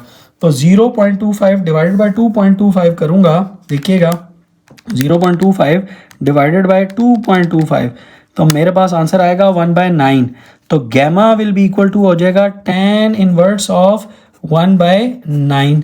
तो इसका जब मैं tan इनवर्स करता हूँ shift tan inverse of answer तो मुझे वैल्यू मिलेगी 6.3 डिग्रीज। कितनी मिल रही है, gamma will be equal to 6.3 degrees. ये देखें ये मेरे पास आ गए 3 एंगल्स जो उसने मुझे कहे थे। अब मैं आपको इस फिगर को लॉजिकली ड्रॉ करके दिखाता हूं कि ये क्या कह रहा था। अब देखें मेरे पास एक एंगल जो अल्फा था वो तो 31, वो करीब करीब सही बना है। बीटा बहुत गलत बना है क्योंकि मैंने तो जनरल बनाया था ना, मुझे तो नहीं पता थे एंगल्स। अब इसका मतलब ये है, अगर मैं इसको बनाता हूं, देखिएगा ये मेरे पास है A और ये है B। A इज 31, तो 31 तकरीबन इस तरह जाता है, ये है 31 डिग्रीज। जो बीटा है मेरे पास देखिएगा वो निकला था 37.3 नेगेटिव के साथ, और जो एक्चुअल में जो हमने एंटी क्लॉकवाइज देखा था वो था 42। तो यहाँ से इसको जब मैं 42 करूँगा तो ये मेरे पास तकरीबन कुछ इस तरह से जाएगा, यानी ये एंगल मेरे पास होगा एंटी क्लॉकवाइज डायरेक्शन के अंदर 142, ये ठीक है। ये देखें तो ये लाइन ऐसे चली जाएगी, और ये लाइन जब ऐसे ज्वाइन होगी आपस में तो ये छोटा सा जो एंगल बनेगा ना, ठीक है, एंटी क्लॉकवाइज डायरेक्शन के अंदर, ये होगा गैमा, जो कि होगा 6.3 डिग्रीज। अब आपको समझ आई, ये 6.3 देखें, छोटा सा, ये बड़ा, और ये जो एंगल था ना जो निकला 37.3 वो ये वाला निकला था, ये वाला क्लॉकवाइज डायरेक्शन के अंदर। लेकिन हमें इंटीरियर चाहिए था, और दूसरा उसका स्टैंडर्ड तरीका ही मैं आपको ऑलरेडी बार बार सिखा चुका हूँ। नेगेटिव में वैल्यू आए सिंपल, उसका tan इनवर्स पॉजिटिव के साथ ले लें, जो आंसर आए, जो एंगल आंसर आए उसको 180 में से माइनस करें तो आपको करेक्ट वैल्यू मिल जाएगी। होप कि आपको क्वेश्चन नंबर 3 का ये जो सेकंड पार्ट इंपॉर्टेंट था ये भी समझ आ गया होगा। अब मैं इसका लास्ट पार्ट, फोर्थ पार्ट करता हूँ, उसके अंदर भी एक पॉइंट है जी। मैंने क्वेश्चन नंबर 3 का फोर्थ पार्ट, जो कि अगेन एक इम्पॉर्टेंट पार्ट है, इसमें भी एक पॉइंट है, लिख लिया, इसको ड्रॉ भी कर लिया। सबसे पहले आपने क्या करना है, देखिए, let the slope of A B, B C and A C, उनको नाम दे दिए M1, M2 एंड M3, ठीक है, रिस्पेक्टिवली। यानी M1 फिर किसके इक्वल हो जाएगा, -1, M2 किसके इक्वल हो जाएगा, 0.8 के इक्वल, और M3 किसके इक्वल होगा बच्चों, 0 के इक्वल, ठीक है, ये 0 आ गया। ये मैंने 3 स्लोप्स भी लिख ली एज फ्रॉम द फिगर। अब आपके पास ए बी और ए सी के दरमियान जो एंगल है उसको आप अल्फा कह दें, ये अल्फा है। और हमेशा एंगल अगेन याद रखिएगा एंटी क्लॉकवाइज डायरेक्शन में आपने मेजर करने, तो ये एंगल आपके पास आ गया बीटा, ये अल्फा, और ये भी एंटी क्लॉकवाइज डायरेक्शन के अंदर आपके पास आ जाएगा गैमा। अब सबसे पहले आप अल्फा फाइंड करें, किस पे जा रहा है, M3 पे जा रहा है, कहाँ से, M1 से। वैल्यूज पुट करें, यानी tan of alpha will be equal to आपके पास क्या आएगा, M3 minus M1 over 1 plus M3 M1 जी। वैल्यूज पुट करें, M3 इज 0 माइनस फार्मूले का, M1 इज -1, ये -1 आ गया, ओवर 1 प्लस 0 और -1, ये वैल्यूज आ गई। इनके अंदर आप वैल्यू पुट करें, देखें क्या आ रहा है, माइनस माइनस प्लस, तो ऊपर आ जाएगा आपके पास 1 ओवर, ये मल्टीप्लाई हो गया 0, नीचे भी 1 रह जाएगा, तो 1 ओवर 1 हो गया tan अल्फा, यानी यहाँ से आपके पास alpha will be equal to हो जाएगा 45 डिग्रीज। सिंपल, यानी alpha will be equal to tan inverse of, जब 1 करेंगे तो यू विल गेट 45 डिग्रीज। ये सबसे पहला पार्ट था। सेकंड tan b देखिए, tan b किस पे जा रहा है, M1 पे जा रहा है M2 से, तो tan ऑफ बीटा किसके इक्वल होगा, मैं फार्मूला लिखता हूँ, देखिएगा जी, किस पे जा रहा है, M1 पे जा रहा है M2 से, तो क्या फार्मूला आएगा, M1 minus M2 over 1 plus M1 M2। Values put करें, M1 की क्या वैल्यू है, -1 माइनस फार्मूले का M2 की क्या वैल्यू है, 0.8 ओवर 1 प्लस -1 इंटू 0.8। ये मैंने वैल्यूज पुट कर दी, इनको सॉल्व करें। -1 माइनस 0.8 क्या आ जाएगा, देखिएगा, -1 माइनस 0.8, तो I will have 9.5, negative of 9.5 या नेगेटिव ऑफ 1.8, तो मैं इसको लिखता हूँ नेगेटिव ऑफ 1.8, ठीक है, ओवर -1 से जब ये मल्टीप्लाई होगा तो नेगेटिव ऑफ 0.8 हो जाएगा, तो ये हो जाएगा 1 माइनस 0.8 करूँगा तो मेरे पास आंसर आ जाएगा 0.2। देखें अब ये क्या हो रहा है, अगेन वही सिचुएशन बन रही है, tan of beta will be equal to negative of 1/8 divided by 0.2। देखें, नेगेटिव ऑफ 1.8 डिवाइडेड बाई 0.2, तो आपके पास वैल्यू क्या आ रही है, नेगेटिव ऑफ 9, ठीक है। अब मैंने आपको ऑलरेडी बताया हुआ है कि जब भी आपके पास वैल्यू नेगेटिव में है आपने उसकी पॉजिटिव वैल्यू के साथ एंगल फाइंड आउट करना है, यानी आपके पास इस केस के अंदर beta will be equal to tan inverse of 9, यानी मॉड के ऊपर वैल्यू चेक करेंगे, तो आप क्या कीजिए, शिफ्ट tan इनवर्स ऑफ 9 करें, आपके पास वैल्यू आ रही है 83.65, ठीक है, तो आपके पास बीटा आ रहा है 83.65 डिग्रीज। अब आपके पास जो ट्रू बीटा की वैल्यू है एंटी क्लॉकवाइज डायरेक्शन के अंदर वो कैसे निकलेगी, यानी beta will be equal to 180 degrees minus this value यानी 83.65। तो मेरे पास क्या आ जाएगा 180 माइनस आंसर करूँगा तो मेरे पास वैल्यू आएगी 96.34 डिग्रीज। अब ये थी मेरे पास corrected value in anti clockwise direction के अंदर। ये था वो पॉइंट जिसकी वजह से अगेन मैंने ये जो क्वेश्चन है वो चूज़ किया था। यहाँ पे स्टूडेंट आके कंफ्यूज होते हैं, दो एंगल्स आ गए, एक ये आ गया अल्फ़ा और ये आ गया मेरे पास बीटा। अब इसी तरह मैं तीसरा एंगल भी फाइंड करता हूँ और तीसरा एंगल गैमा किस पे जा रहा है, देखें M2 पे जा रहा है M3 से, तो M2 माइनस M3 होगा।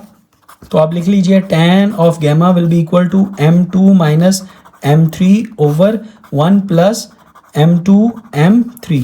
तो जस्ट पुट द वैल्यूज।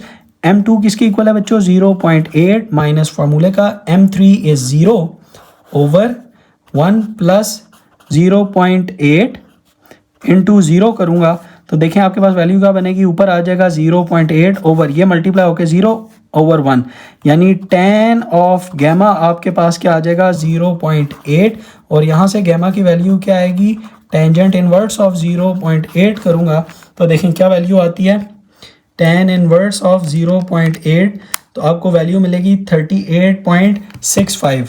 तो गैमा आ जाएगा 38.65 डिग्रीज। ये थे बच्चों आपके पास तीनों इंटीरियर एंगल, एक ये और एक ये अल्फ़ा, जो कि हमने एंटी क्लॉकवाइज डायरेक्शन के अंदर तीनों फाइंड कर लिए। होप कि आपको क्वेश्चन नंबर 3 के तीनों इंपॉर्टेंट क्वेश्चन जो मैंने करवाए हैं वो उनकी रीज़न और वो क्वेश्चन समझ आ गए होंगे। अब हम देखते हैं क्वेश्चन नंबर 5 जो बिल्कुल इसी का सेम क्वेश्चन बनता है, थोड़ी सी एक्सटेंडेड फॉर्म है। इसके अंदर एक स्टेप हमें और करना पड़ेगा और वो ये होगा कि यहाँ पे हमें स्लोप्स नहीं गिवन बल्कि उस ट्रायंगल के 3 वर्टिसेस के पॉइंट्स गिवन है, ठीक है। तो इनके अंदर भी मैं वो ही चूज़ करूँगा क्वेश्चंस जिनके अंदर इसी तरह नेगेटिव वैल्यूज़ आती हैं और वो आती हैं मेरे पास फर्स्ट के अंदर और थर्ड पार्ट के अंदर। और इसको भी करने का सेम तरीका होगा कि मैं एक्स वाई वाई जी और एक्स जी की सबसे पहले स्लोप फाइंड करूंगा। तो जब मैं स्लोप फाइंड कर लूँगा बच्चों तो मेरे पास ये जो क्वेश्चन है फिर यही क्वेश्चन बन जाएगा और इसको मैं इसी तरीके से फिर सॉल्व कर लूँगा।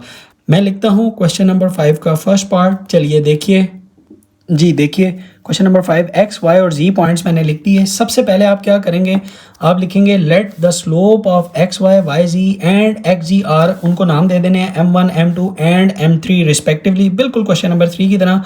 उसके बाद एक स्टेप सिर्फ ये वाला आपको एक्स्ट्रा करना पड़ेगा, स्लोप्स नहीं गिवन, पहले आप स्लोप्स फाइंड करेंगे यानी M1 जो ऑलरेडी मैं बता चुका हूँ एक्स वाई, M2 वाई जी और M3 जो है वो एक्स जी के इक्वल होगा। आप इसकी स्लोप्स फाइंड करें, फिर ये क्वेश्चन नंबर 3 की तरह बिल्कुल सॉल्व होगा। M1 क्या होगा, स्लोप का फार्मूला देखिए क्या होता है, y2 minus y1 over x2 minus x1, ये मेरे पास सिंपल स्लोप का फार्मूला है। M1 xy के ऊपर स्लोप का फार्मूला अप्लाई कीजिए, -4 -3 क्या हो जाएगा, -7 ओवर -3 माइनस माइनस +2 यानी -3 +2 क्या हो जाएगा, -1। तो आपके पास यहाँ से M1 का आंसर आ जाएगा जी 7, ठीक है। ये मेरे पास देखिए स्लोप आ गई। M2 अब किसके इक्वल है, देखें y और z की स्लोप को मैंने M2 का है तो 2 माइनस -4 यानी 2 + 4 इज 6 ओवर 5 माइनस -3 यानी 5 + 3 इज 8। तो ये मेरे पास आ जाएगी 6/8 यानी ये इक्वल टू होगा 3/4 के इक्वल। इसी तरह मेरे पास M3 किसके इक्वल है, xz मैंने कहा हुआ है, देखें ना xz। तो xz क्या है, y2 minus y1, 2 minus 3 is -1 over 5 minus -2 यानी 5 + 2 इज 7, ठीक है। तो इसका आंसर आ गया -1/7। अब जब ये 3 स्लोप्स आपके पास आ गई, अब आप इनको ड्रॉ कर लेंगे, देखें ठीक है, मैंने ड्रॉ कर लिया। ये है जी मेरे पास x, ये है y और ये है मेरे पास z।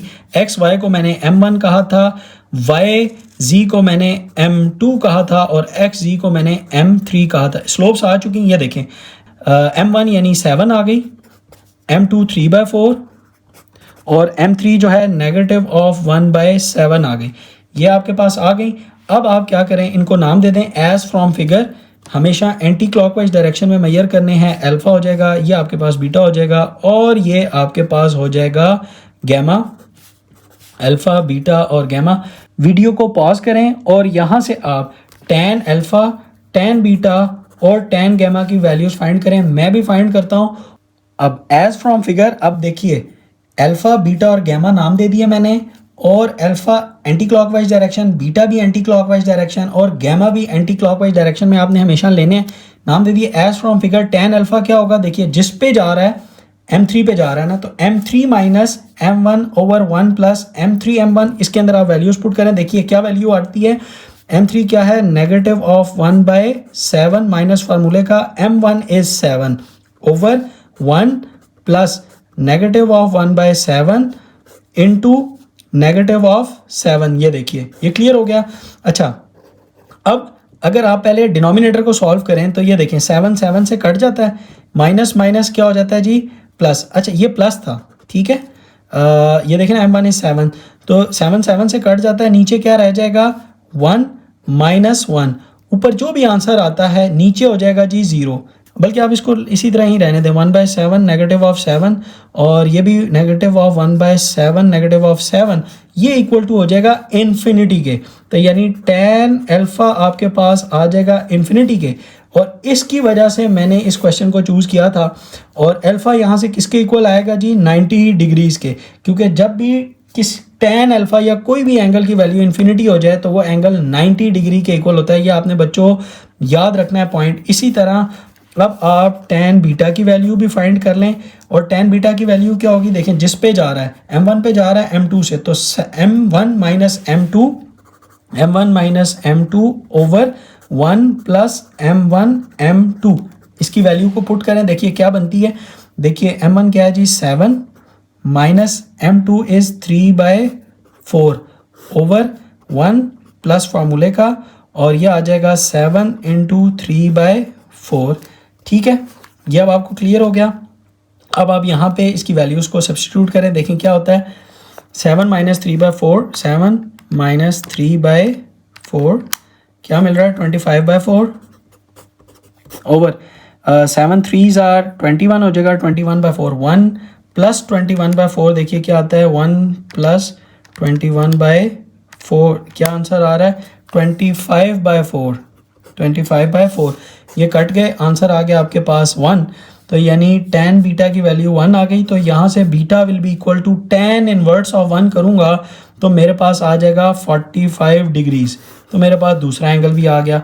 यहाँ से आप चाहें तो तीसरा एंगल 180 डिग्री, यानी जो ट्रायंगल का फार्मूला होता है ना कि तीनों एंगल्स का सम 180 होता है, आप 180 में से ये दो को सब्ट्रैक्ट करेंगे तो तीसरा एंगल ऑब्वियसली 45 ही आएगा। आप उससे भी कर सकते हैं, ठीक है, वो भी करेक्ट होगा। और आप सिंपल फार्मूला से भी कर सकते हैं, tan gamma will be equal to, देखिए किस पे जा रहा है, m2 पे जा रहा है m3 से, तो m2 माइनस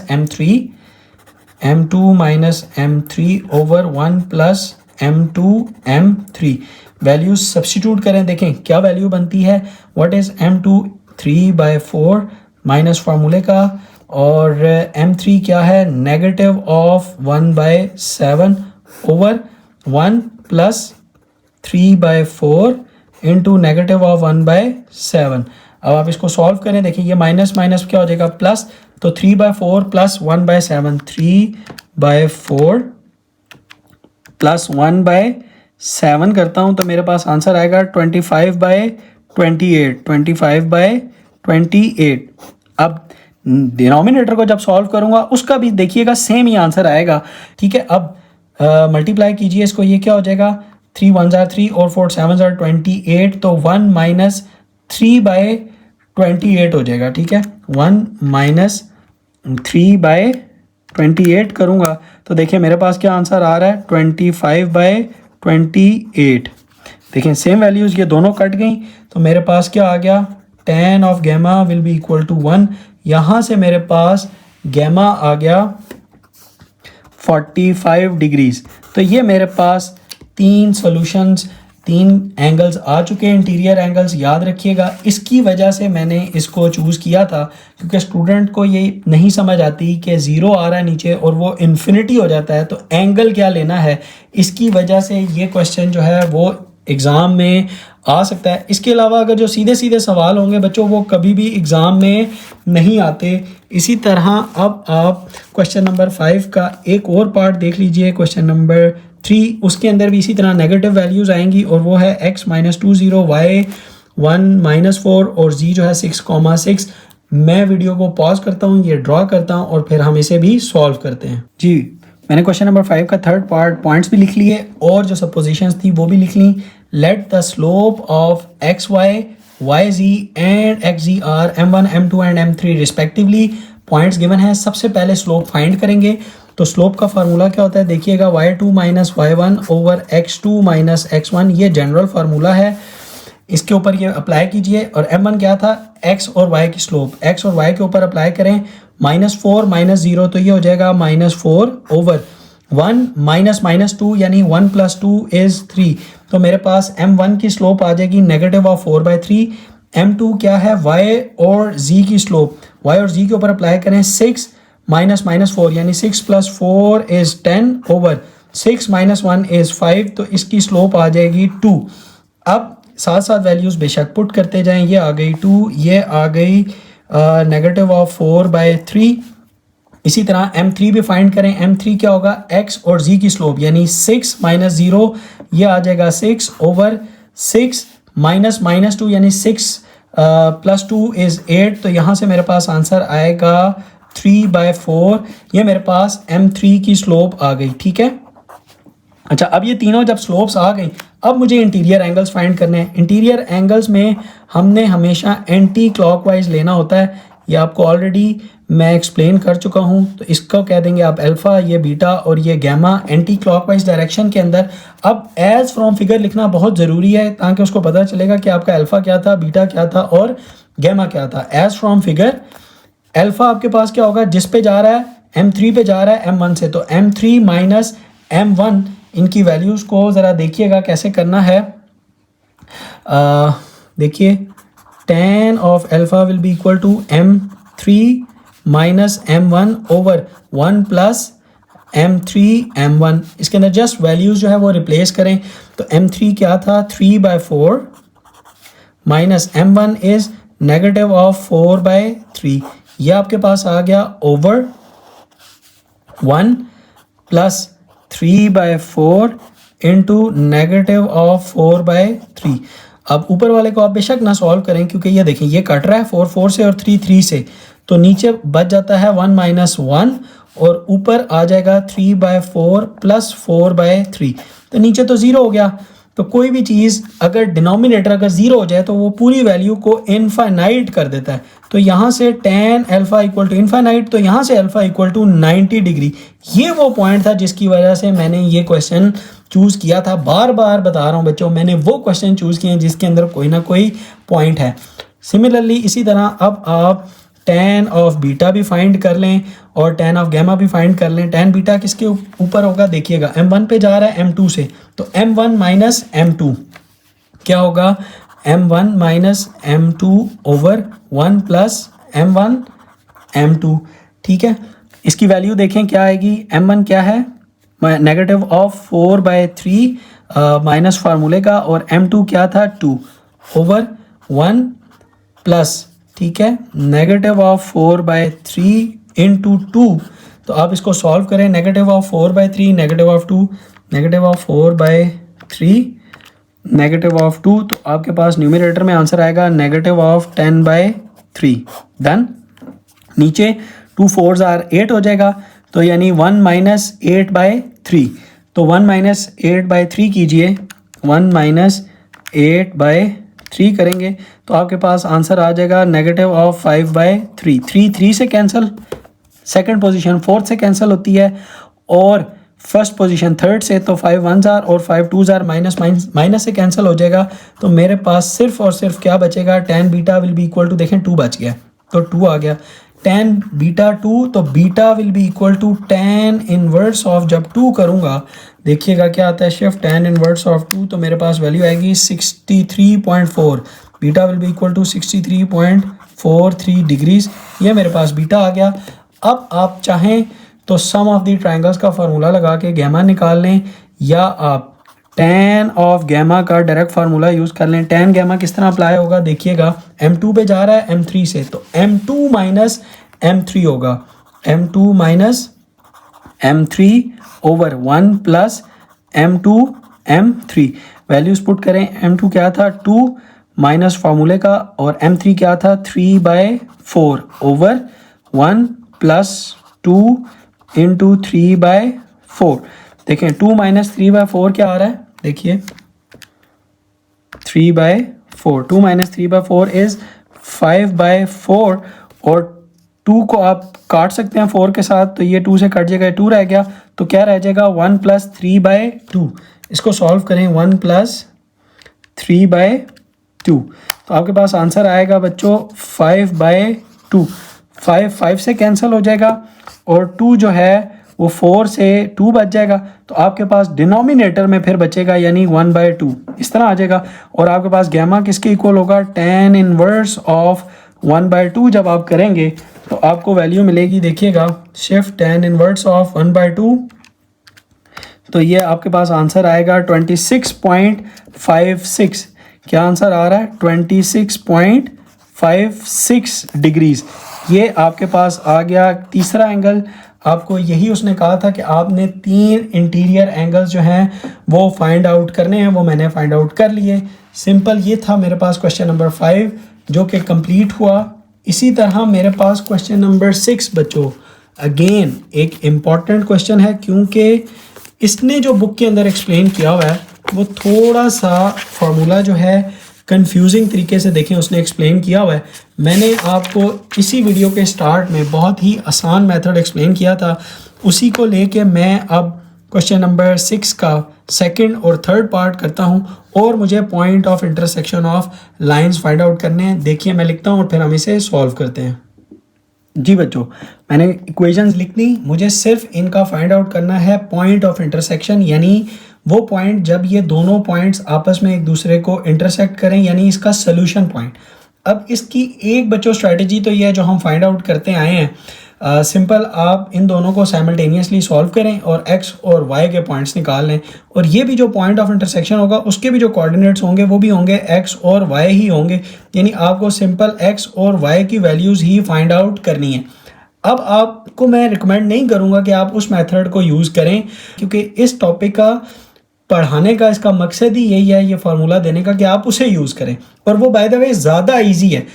बुक में थोड़ा सा मुश्किल तरीके से एक्सप्लेन है। अब मैं वो फार्मूला बताता हूँ कि वो आपने यूज़ कैसे करना है और वो होता क्या। आप क्या करें, सबसे पहले आप लिखेंगे, इस तरह की सिचुएशन करें, x equal to negative of y, ये और ये 1 लिख दें, ठीक है, ये अब आप लिख देंगे। उसके बाद अब आपने क्या करना है, जब x का होगा ना, यानी जब x की के नीचे आप वैल्यूज़ लिखेंगे, इधर इस तरह आपने ना डिटरमिनेंट लिख देने। अच्छा, अब आपने जब x के अंदर वैल्यूज़ पुट करनी है तो अब आपने x की वैल्यू यूज़ नहीं करनी, सिंपल आप y की वैल्यूज़ यूज़ करें। y की क्या वैल्यू है, उसका कोफिशिएंट, यानी यहाँ से 1, और ये जो 1 था वो आप यहाँ लिखें, इसका जो कोफिशिएंट था -5 वो यहाँ नीचे लिख दें, और फिर ये जो दो कॉन्स्टेंट्स थे 3 और 8 ये यहाँ लिख दें, 3 और 8। अच्छा, अगर ये भी आपको कंफ्यूज कर रहा है तो आप क्या करें, इस इक्वेशन को इस इक्वेशन के नीचे लिख लें, यानी ये लिख लें 2x - 5y + 8 will be equal to 0। अब समझ में आ रहा है आपको। अब आप क्या करें, जब x की वैल्यू हमने फाइंड आउट करनी है तो अब आप x का पॉइंट जो है वो नहीं यूज़ करेंगे, यानी ये देखें इस तरह, ये अब आप इसको कवर कर लें। अब क्या रह गया, 1 - 5, 1 - 5 आ गया, 3 और 8, 3 और 8 इस तरह लिख लिया। इसी तरह जब आप y के नीचे लिखेंगे तो ये माइनस फार्मूला का आएगा, ये वाला माइनस, ठीक है, इसके ऊपर कवर करें, यानी y की वैल्यूज़ नहीं लिखनी। अब इसके कोफिशिएंट लिख लें, 1 और 2, 1 और 2, और ये आ जाएगा 3 और 8। इसी तरह जब आप कांस्टेंट वाला लिखेंगे फिर कांस्टेंट को कवर कर लें, उसकी वैल्यूज़ नहीं लिखनी, इसकी यूज़ करनी है x, यानी 1, 2, और y के लिखेंगे 1 और -5, देखें 1 और -5। ये अब आपके पास जब आ जाए, अब आप एक दफ़ा इसको इसके इक्वल इक्वेट करें तो आपको x मिल जाएगा, और एक दफ़ा इसको इसके इक्वल रख के इक्वेट करें तो आपको y मिल जाएगा। कितना सिंपल है। अब आप पहले इसको सॉल्व कर लें। अब जिन बच्चों को नहीं पता कि डिटर्मिनेंट क्या होता है उनके लिए क्विकली देख लें, ठीक है। डिटर्मिनेंट में सिंपल आप क्या करते हैं, इसको इसके साथ मल्टीप्लाई करेंगे माइनस फार्मूले का, और इसको इससे मल्टीप्लाई करेंगे, यानी 1 8s are 8 माइनस फार्मूले का, सबसे पहले इसको मल्टीप्लाई करना है ऐसे, ये पहला, और फिर माइनस ये फार्मूले का और इसको इससे मल्टीप्लाई करें। 5 3s are 15 यानी -15 है ना, तो इधर लिख लें नेगेटिव ऑफ 15, ये आपके पास आ गया। अब ये फार्मूले का था, इसको इससे मल्टीप्लाई करें। 1 8s are 8 माइनस फार्मूले का 2 3s are 6, इसको इससे मल्टीप्लाई करें। 1 - 5s are नेगेटिव ऑफ 5, ये माइनस फार्मूले का, और 2 1s are 2। अब देखें कितना ईजी हो गया। अब इसको क्या लिखेंगे, x over 8 minus minus plus हो जाएगा, तो 8 + 15 is 23 will be equal to negative of y, और 8 - 6 is 2, और ये हो जाएगा 1 ओवर -5 - 2 इज नेगेटिव ऑफ 7। अब ये देखें ये आपके पास आ गया। अब आप एक दफ़ा इसको इसके इक्वल रखें, x मिल जाएगा, एक दफ़ा इसको इसके इक्वल रखें, y मिल जाएगा। तो देखिए x over 23 equal to 1 over negative of 7, दूसरा negative of y over 2 equal to negative of 1 over 7। देखिए अब यहाँ से x को सब्जेक्ट बनाएं, x will be equal to 23 over 7, ये माइनस होल फ्रैक्शन पे आ जाएगा, आपको मिल गया x का पॉइंट, और यहाँ पे ये y इक्वल टू हो जाएगा 2 मल्टीप्लाई होगा, तो ये हो जाएगा 2/7, ये नेगेटिव और ये भी नेगेटिव था, ये कट जाएंगे, तो y का पॉइंट आ गया 2/7। अब देखें कितना ईजी हो गया बच्चों आपके लिए सॉल्व करना। तो एंड पे आप बस एक स्टेटमेंट लिख लें, so the point of intersection of these two given lines is -23/7 camera, comma 2/7।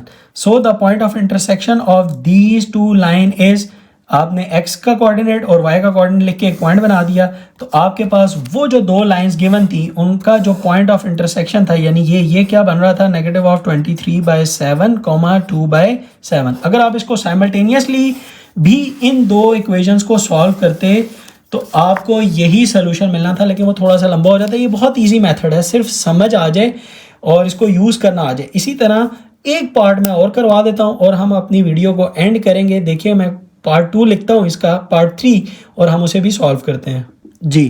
Question number 6 का थर्ड पार्ट सिंपल। आप सबसे पहले क्या करें, इस इक्वेशन को इस इक्वेशन के नीचे लिख लें। पॉइंट्स उठाना ईजी होता है इसलिए बता रहा हूँ। 3x negative of 4y negative of 5 equal to 0, ठीक है, ये आपने लिख लिया। उसके बाद अब आपने क्या करना है, ये स्टैंडर्ड फार्मूला लिखें, x equal to negative of y और इक्वल टू 1 कीजिए, ठीक है, मॉड लगाइए, इसी तरह सबके नीचे मॉड लगाएं, और अब वैल्यूज़ पुट करें। वैल्यूज़ कैसे पुट करेंगे, सबसे पहले जब x के नीचे है तो x को हाइड कर लें, और y और ये जो c की वैल्यूज़ थी इनको लिख लें। तो 5 और -4 यहाँ लिखें, 5 और -4, और फिर 3 और -5, 3 और -5 लिख लें। अब जब y की लिखेंगे, और ये बाय द वे फार्मूला का है, ठीक है, इसको कवर करें, और अब x की लिखें 2 और 3, 2 ऊपर और 3 नीचे, और y की आ जाएंगी इसी तरह 3 और -5, ठीक है। अब जब आप 1 यानी कॉन्स्टेंट्स की वैल्यू लिखेंगे, फिर इसको कवर कर लें, और x और y की वैल्यूज़ लिख लें, वो आ जाएगी 2 और 3, और y की आ जाएगी 5 और -4, ये देखें 5 और -4। अब सिंपल आप इसको पहले सॉल्व कर लें, यानी इसका डिटर्मिनेंट ओपन कर लें। डिटर्मिनेंट मैंने अभी आपको सिखाया है पिछले क्वेश्चन के अंदर, यहाँ पे भी बिल्कुल डिटेल में देखेंगे। देखिए डिटर्मिनेंट कैसे ओपन करते हैं, इसको आप इससे मल्टीप्लाई करेंगे, फिर जो आंसर आएगा माइनस फार्मूले का, और फिर इसको इससे बाद में मल्टीप्लाई करेंगे, यानी ये फर्स्ट और ये सेकेंड। डन। अब मल्टीप्लाई कीजिए, 5 multiply by -5 is negative of 25, फिर ये माइनस फार्मूले का, ठीक है, और दूसरा 4 3s are 12 यानी -12 ना, तो ये -12 आप इस तरह लिख लें। इसको बेशक सॉल्व कर लें पहले ही, तो ये आ जाएगा x ओवर -25 प्लस 12 करेंगे, तो -25 प्लस 12 क्या आ जाएगा, नेगेटिव ऑफ 25 प्लस 12 13 आ जाएगा। देखिए नेगेटिव ऑफ 13 आ गया, ये देखें नेगेटिव ऑफ 13 आ गया। डन। अब दूसरा क्या था, इसी तरह 2 5s are -10, सबसे पहले माइनस ये फार्मूले का 3 3s are 9 आ जाएगा। डन। -10 -9 क्या हो जाएगा आपके पास, नेगेटिव ऑफ 19। फिर इसी तरह 1 वाले को भी सॉल्व कर लें, 2 4s आर -8, नेगेटिव ऑफ 8 फार्मूले का, और 5 3s आर 15, ठीक है, यानी नेगेटिव ऑफ 15 आ गया। अब आप इसको भी सॉल्व कर लें, क्या आएगा आपके पास आंसर? 1/8 - 15 is negative of 23। ये आपको क्लियर हो गए आंसर्स? ये माइनस माइनस से कट गया, सिंपल क्या रह गया? y/19, यानी मैं एक स्टेप और लिख लेता हूँ, x over negative of 13 will be equal to y/19 equal to 1 / negative of 23। अब आप क्या करें, आपको सिंपल x और y की वैल्यू चाहिए, इस वैल्यू को एक दफ़ा इसके इक्वल रखें और एक दफ़ा इस वैल्यू को इसके इक्वल रखें, तो आपको x और y के पॉइंट्स मिल जाएंगे। तो रखिए, देखिए क्या आएंगे, x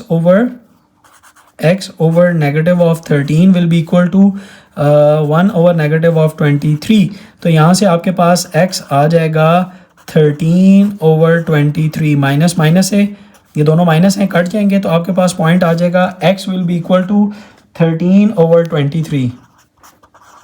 ठीक है, ये आपके पास x का पॉइंट आ गया। अब दूसरा जो था उसको यहाँ पे इक्वेट कर लें, y/19 will be equal to 1 / negative of 23। तो y को जब आप सब्जेक्ट बनाएंगे तो ये आंसर आ जाएगा नेगेटिव ऑफ 19/23।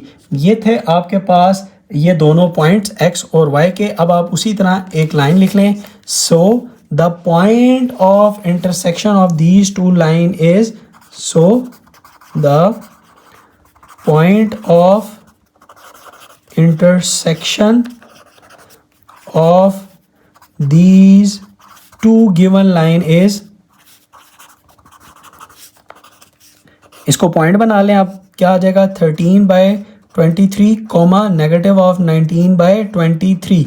यानी इसका मतलब क्या था कि ये जो आपके पास दो गिवन इक्वेशंस थी, उनका जो पॉइंट ऑफ इंटरसेक्शन जो बना, यानी ये अगर मैं दो लाइंस को इस तरह ड्रॉ करूं और इसका ये वाला जो पॉइंट बनेगा वो ये वाला पॉइंट था, ठीक है, यानी उसके एक x और ये y की वैल्यू थी।